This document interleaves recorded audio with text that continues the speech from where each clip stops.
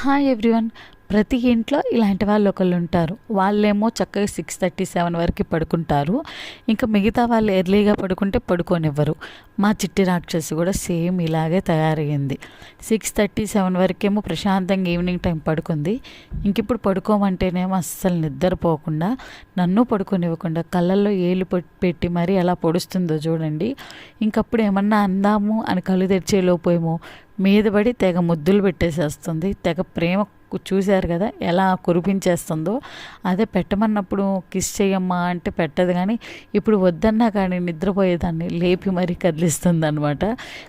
కొడదామా అంటే ఆమె చేసే చిన్న చిన్ని పనులతో మనకి ఇంకా నవ్వొచ్చేటట్టే చేస్తుంది, కానీ కొట్టేటట్టు చేయదనమాట.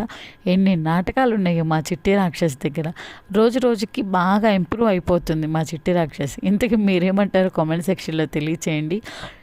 మీ పిల్లలు కూడా ఇలాగే బాగా అల్లరి చేస్తూ విసిగిస్తున్నారా? డెఫినెట్గా అదే అయి ఉండిద్ది. ప్రతి పేరెంట్స్ బాధపడేది ఇదే.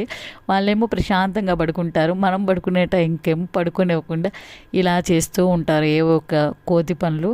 కానీ మదర్స్గా మనకి ఇది కామను, ఏం చేద్దాం, తప్పదనుకోండి. సో ఈ వీడియో మీకు నచ్చిందని అనుకుంటున్నాను. ఈ వీడియో నచ్చితే లైక్ చేయండి. Thank you for watching.